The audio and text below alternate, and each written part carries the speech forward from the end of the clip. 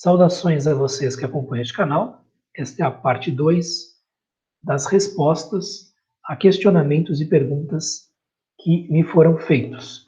Eu vou aqui compartilhar a tela para poder apresentar, estas perguntas para que fique mais fácil para vocês acompanharem qual é a dúvida que me é colocada em cada caso. Tem uma pergunta aqui de G, eu não vou identificar a pessoa porque eu não sei se é do desejo dela, Uma pergunta que me foi feita via WhatsApp, Donato, sobre usar a literatura e a filosofia como adorno, tentar expor opiniões com o mínimo de palavras possíveis seria uma forma de burlar essa vaidade? Ou a tentativa de não usar a literatura e a filosofia como adorno também seria uma forma de vaidade? Bom, vamos lá.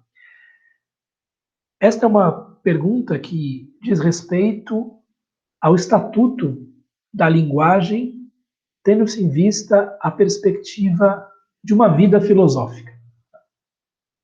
Quando nós observamos aí a história da filosofia, a partir de um certo momento, nós notamos que há um descolamento de palavras e vida cotidiana. Então, a partir de um certo momento, nós passaremos a ter filósofos que pensam a vida, enunciam, enfim, aquilo que supõe ser a verdade, pensam a existência, mas isso não tem muito impacto sobre suas vidas cotidianas. Então, eles podem viver completamente apartados do seu próprio pensamento, por assim dizer. Então, nós temos uma absolutização, digamos assim, do discurso filosófico. Um discurso filosófico que nada tem a ver com a vida efetivamente como se apresenta cotidianamente, todos os dias. Quando se vai à antiguidade, nota-se que este tipo de absolutização do discurso filosófico era um risco, podia acontecer, mas que sempre se buscava minorar esse risco, sempre se buscava tornar teoria e prática uma única e mesma coisa e linguagem filosófica e vida filosófica coisas coerentes, coerentes e coesas mesmo entre si próprias. Então buscava-se, tanto quanto possível, praticar aquilo que se, entre aspas, pregava. Então buscava-se esta coerência entre a linguagem e a prática, a vida prática. E, evidentemente, havia questionamentos dentro das escolas, de que maneira falar da filosofia, de que maneira comunicar essa filosofia para que não houvesse esse lapso, esse fosso entre as coisas. Você coloca as questões aqui, G, como vaidade. Bom, os cínicos, vivendo muitas vezes na mendicância ou numa enorme simplificação, uma enorme simplicidade material, costumavam ser muito sucintos, mas também muito violentos, muito diretos, francos, às vezes teatrais, E essa forma de expressão, de acordo com o modo como pensavam, estava em acordo com a vida filosófica, ou com a proposta de vida filosófica cínica. Os estoicos não vão por esse caminho e existe neles um pouco mais de atenção à questão da forma, também por conta da ideia que é forte neles de que algum respeito às convenções sociais deve ser prestado, ou alguma atenção às convenções sociais deve existir, ok? Eles não vivem como os cínicos, como se sabe. Eles participam da sociedade. E para participar da sociedade, é necessário apresentar-se aos outros de maneira decente. né, de maneira, enfim, razoável. Né? Então, o uso de uma linguagem muito estrupiada não é algo que para eles fizesse sentido, por exemplo. Então, eles usam uma linguagem formal sem um excesso de adornos. Mas usam alguns adornos sim, usam algumas metáforas sim. Porque muitas vezes é necessário atingir o interlocutor por meio de uma maneira um tanto inusitada de dizer alguma coisa. Tá certo? Então, o próprio Marco Aurélio, escrevendo para si mesmo, faz uso de diversos expedientes retóricos para convencer-se a si próprio de que o melhor caminho era aquele que ele estava apontando para si mesmo. Né? Então, e mesmo aqui, digamos assim, mesmo uma linguagem muito sucinta, né? Uma linguagem muito sucinta implica em algum nível o estilo, né? E pode ou não estar ligado a uma certa forma de vaidade. O estilo sucinto também é um estilo, tá certo? O estilo verboso, caudaloso, muito cheio de adjetivos, advérbios, vírgulas, períodos imensos, né, é algo que não é o único estilo possível, não é a única marca de estilo. O estilo compacto, sucinto, também é um estilo. Né? Aqui em português nós temos Graciliano Ramos. Tem muito estilo, não é porque ele escreve com um vocabulário mais enxuto, frases mais curtas, que ele não tem estilo. Claro que tem estilo. Né? Ele diz que deve se escrever como as lavadeiras que ele observava, enfim, lavando a sua roupa nos rochedos às margens dos rios. Né? Então, bate, bate, bate, esfrega, enfim, deixa molhar, volta, refaz as mesmas coisas. Isso também é um estilo. Né? Agora, a questão aqui da vaidade, né? Você fala da literatura e da filosofia. O adorno na literatura é muito mais automático, muito mais bem aceito, por assim dizer. Né? Agora, a questão da vaidade na literatura e na filosofia, bom, se você tirar a vaidade da literatura, a literatura talvez deixe de existir. Né? Porque as pessoas que escrevem bem, muitas vezes escrevem bem porque querem ser reconhecidas como pessoas que escrevem bem. Então, se você tira esta vaidade, deve sobrar pouco de literatura. Na filosofia, tendo-se em vista que existe a possibilidade enunciada pelos antigos, pelos helenísticos, sobretudo, de que ela possa ser uma forma de viver, é evidente que uma relação bastante reflexiva com a linguagem deve se estabelecer. Aqui você fala de vaidade. Bom, vaidade é um termo aparentado a orgulho, presunção, infatuação, inflação do ego, coisas assim.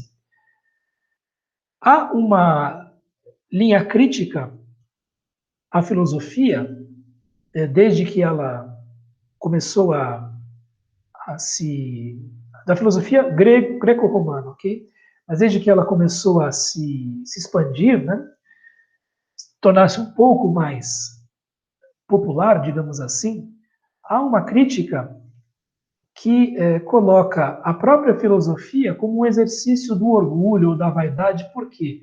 Porque quando aqueles amantes da sabedoria inquiriam a realidade, perguntavam-se a respeito das opiniões partilhadas, né?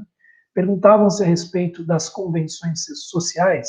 Quando eles faziam esses questionamentos, muitos indivíduos, especialmente aqueles ligados aos campos mais religiosos, viam isso um tipo de presunção, né? Um tipo de inflação do ego, um tipo de vaidade. Então, esse tipo de crítica sempre houve para a própria filosofia, nem para o discurso filosófico. Quando esse discurso filosófico se torna muito impenetrável, é evidente que nós podemos nos perguntar com uma certa uma certa razão se essa pessoa quer efetivamente mudar vidas, mudar a sua própria vida e a de outros, ou se ela quer simplesmente fazer um uso o mais inteligente e hermético possível da linguagem. Então, é um questionamento, a meu ver, válido, enfim, dado pelas coisas, né?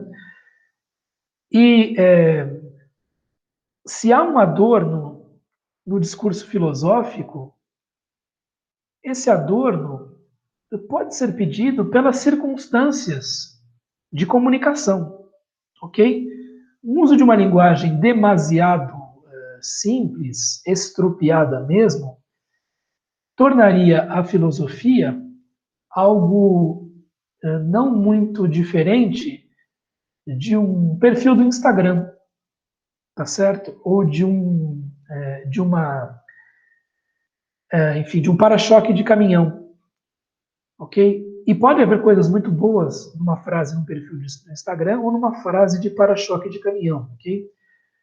Mas falta um encadeamento ali, falta o quê? Uma dignidade existencial ali, por assim dizer, né? Que, por vezes, a frase solta, sem referência, sem um encadeamento de ideias, pode comunicar, tudo bem? Ok. Se isso é vaidade ou não, como ele disse, existe uma crítica de cunho mais religioso, né, que vem desde a Grécia Antiga. Os cristãos também, de uma certa maneira, vão colocar este questionamento, né, se esse modo que os filósofos tinham de inquirir a realidade não seria uma forma de presunção, né? Veja-se, por exemplo, o que está escrito numa das epístolas de Paulo, né, não presumas de grande sabedoria, quer dizer, pode ser que ele estivesse pensando justamente nos filósofos, né, e estivesse aí recomendando aos seus adeptos, né, aos seus irmãos de fé, um outro tipo de comportamento, de atitude. Tá? Então, existe aí uma crítica que se faz à possível vaidade, ao possível orgulho que há no próprio exercício da filosofia. Enfim, ainda mais do que na linguagem com que nós nos expressamos filosoficamente ou não, tá certo? Eu espero ter respondido aqui a sua questão. E é um questionamento né? Também não vou dizer o nome, não sei se a pessoa quer ser identificada ou não. Ele fez um questionamento bastante longo e complexo. Eu vou tomar aqui apenas uma parte daquilo que ele me colocou. Né? Tem uma outra parte que é muito técnica, né? E nem sei se eu tenho exatamente muita competência para discuti-la, mas eu vou ficar com algo que é mais acessível para todos. Né? Ele vai dizer o seguinte: para mim está sendo desafiador pensar o estoicismo como uma filosofia imanente. Né? Há exatos 11 anos, eu estava lendo o seguinte trecho do meu livro Contra a História da Filosofia, do Michel Onfray.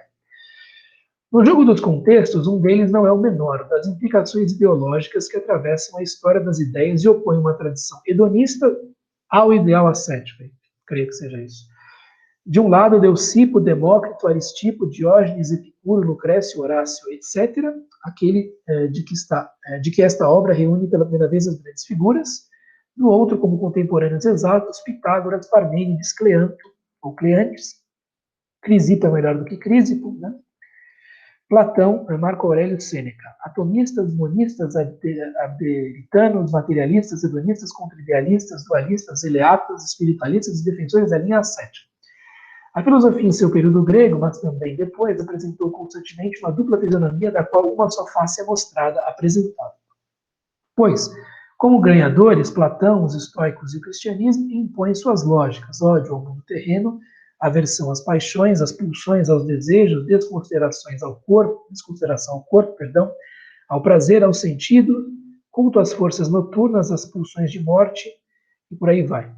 É difícil pedir aos vencedores que escrevam objetivamente a história dos vencidos. Bom, Michel Onfray é uma figura que tem uma existência nos livros e uma existência midiática também, ok? Eu conheço melhor a sua existência midiática, mas creio que o discurso não varie tanto assim.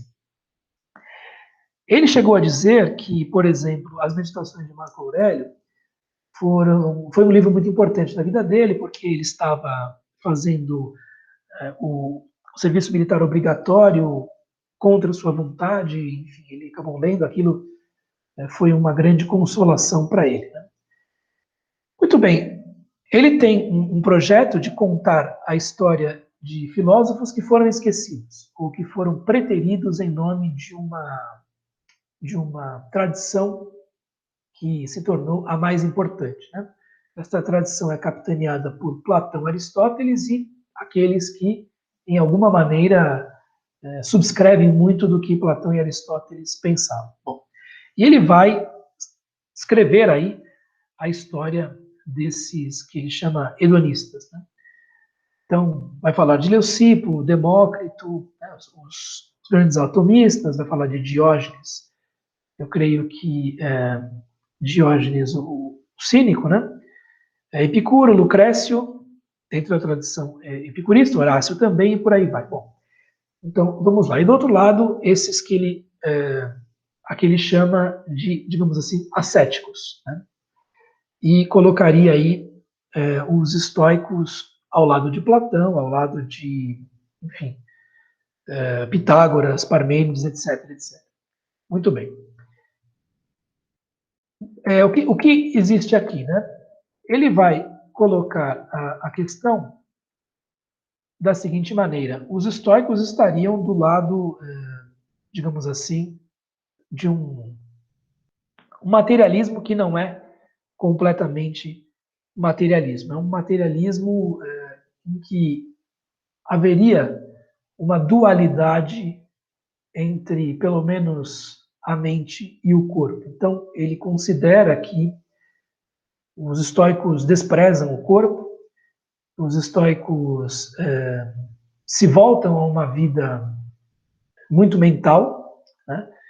E que isto os oporia a uma outra tradição que foi deixada de lado, que ele considera melhor, né? Que é de hedonistas, enfim, de indivíduos que vão por esse lado. Tá?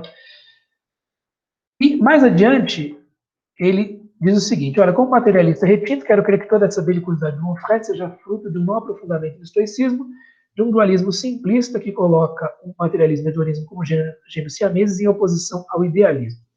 Todas essas palavras têm uma história muito longa na filosofia e eu não tenho nem mesmo competência para discutir tudo isso, tá certo? E mais adiante ele coloca o seguinte: agora revendo o segundo livro da série do Onfray, vejo o que encontrei. Mas o pior que pode ser registrado contra os defensores do pórtico, isto é, os estoicos, né, é a tristeza, a assédia que eles geram, elevando tanto suas virtudes que se tornam impossíveis de ser alcançadas. Né? Convidam-se os homens a agir como heróis. Eles não o conseguem. Em consequência, carregam consigo uma melancolia inexorável. Essa ética inumana, no sentido etimológico, desencadeia paixões humanas, muito humanas, de insatisfação contra si mesmo, e é algo que estaria no livro do Lorenzo Valla, né? De Voluptate, se não me engano. Não. Né? Do verdadeiro e do falso bem. Né? Deve ser um outro discurso, e não da volúpia. Né? Que é de 1431 e envolveria um estoico, um epicurista e um cristão. Lorenzo Valla é um grande defensor, né, da teoria, digamos assim, da renovação, né, do hedonismo epicurista já no período humanístico. Né? Muito bem. A questão que me interessa mais está neste trecho aqui. Né? Mas o pior que pode ser registrado contra os defensores do pórtico é a tristeza, a assédia ou assídia. Né? Este é um termo importante na história da filosofia, que não costuma ser muito focalizado, porque assédia vem de akedia, se não me engano, né? E é a ausência de kedos. Kedos é um termo ligado ao reconhecimento que se tem diante da morte de uma outra pessoa. Esse é o primeiro sentido de queda, se a memória não me prega peças. Então, quando uma pessoa morre, aquela empatia que nós devemos ter relativamente a elas é o chamado quedas. Né? Posteriormente, a tal da akedia passou a ser esta indiferença, né? Esta indolência, digamos assim, né? Em italiano existe o termo insofferente, né? Um sujeito que não se comove com a dor do outro, né? E um termo que tem uma história no pensamento, até mesmo no pensamento cristão, e que aponta para justamente essa tristeza indolente. Né? É uma tristeza preguiçosa, uma coisa assim. Né? Tanto que, quando se vai à lista dos 7 pecados capitais, o termo que está em alguns cristãos não é preguiça, é assédia, certo? É uma tristeza indolente. É uma tristeza em que o indivíduo não demonstra mais reação frente ao que existe, tá certo? E daí vem a preguiça. Muito bem. Então aqui, Lorenzo Valla está falando dessa tristeza indolente que é gerada pela proposta do estoicismo. Né? Eleva-se tanto a virtude, se coloca tão alto, né, o sarrafo nas questões éticas, que o ser humano nunca alcança. Então, se o ser humano nunca alcança, haveria uma tristeza gerada a partir daí. Nunca se está à altura do que se deveria estar, né? O sábio estoico é um ideal inatingível, né? Se diz que ele nasce a cada 500, 600 anos. Então, convidam-se os homens para agir como heróis, eles não conseguem, em consequência, vem uma melancolia inexorável, inquebrantável. E que isso seria uma ética inumana, né? E que isso geraria uma insatisfação contra si mesmo. É uma bela acusação feita aqui pelo indivíduo que é o epicurista que fala, pela boca de quem Lorenzo Valla fala. Né? Agora eu colocaria a questão da seguinte maneira, né? Eu não sou estoico, eu só uso a filosofia estoica neste momento da minha vida como um espelho para mim mesmo, ok? Mas eu colocaria a questão da seguinte maneira. Em primeiro lugar, descer o sarrafo da ética sempre é mais fácil do que subir, tá certo? Então, você desce e você passa a ter um tipo de situação em que todo mundo consegue, ok?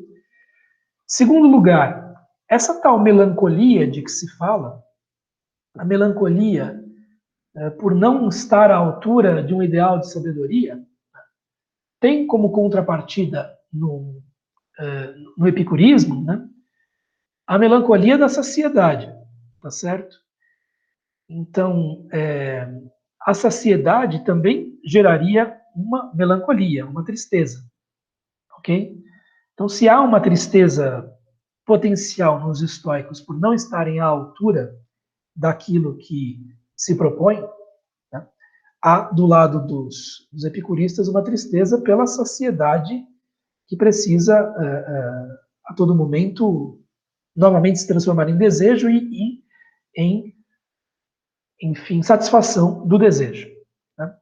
Então, se há um risco, digamos assim, desta melancolia assidiosa, nem sei se existe esse termo, do lado dos estoicos existe o risco de que esse prazer que se busca o tempo todo, dentro da proposta hedonista dos epicuristas, também torne as pessoas muito tristes, né? Porque elas nunca estarão satisfeitas, sempre buscarão outras coisas.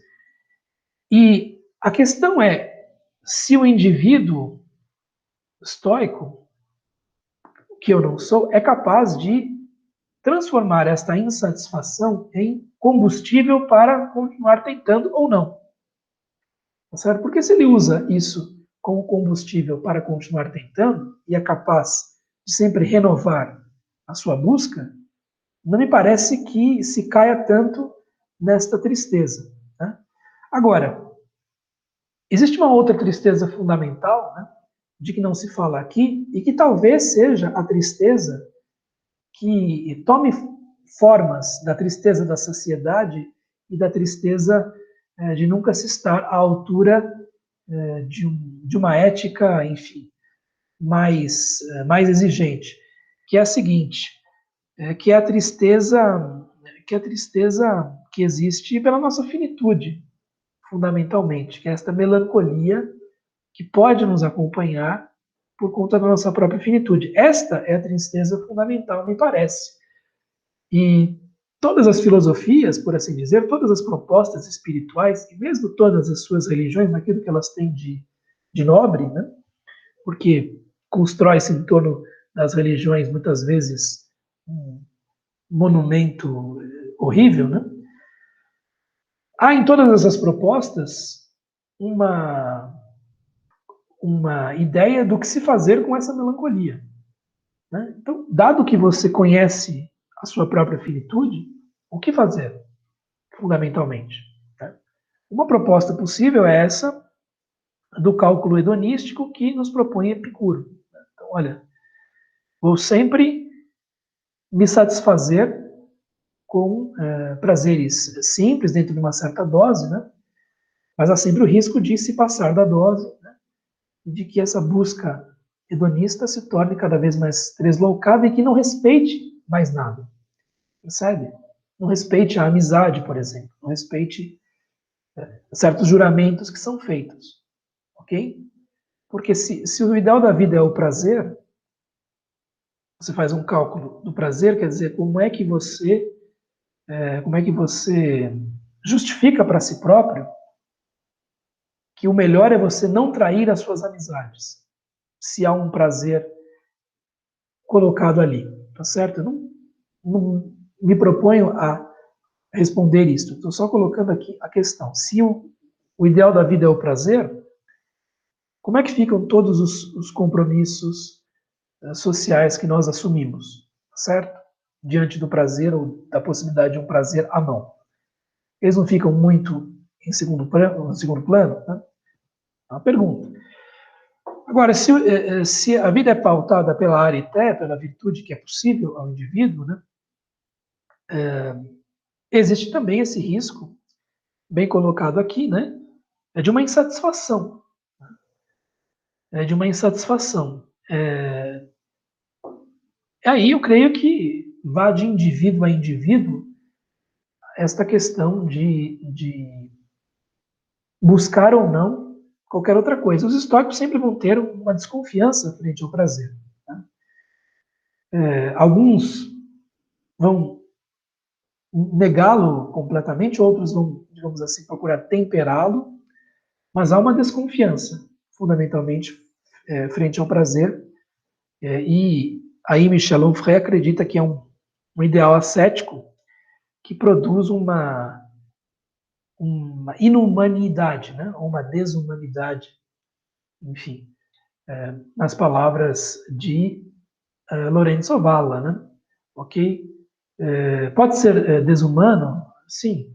Olha, eu vou dizer aqui uma coisa, é sempre um risco a rigidez demais, né? Ou o relaxamento demais, certo? Essas duas coisas são riscos, né, que se colocam. Ou a exigência demais, melhor do que rigidez, a exigência pode se tornar rigidez, né? Ou enfim, o laissez-faire, né? Demais. Né? Porque essas duas coisas podem criar monstros, né? Ou podem criar situações extremamente desconfortáveis, né? Para um indivíduo, ok? Eu creio que existam, tanto nas discussões estoicas quanto nas discussões epicuristas, remédios contra contra esses possíveis desvios, ok? Porque se não existissem, não seriam filosofias praticadas, tá? Então, teriam naufragado depois de muito pouco tempo. Então, eu creio que é necessário prestar atenção a essas coisas, tá bom? Muito bem, eu me estendi demais aqui, fiquei bastante tempo falando, né? Creio ter iluminado tanto quanto possível estas questões. Um abraço a todos vocês. Até o próximo vídeo. Tchau, tchau.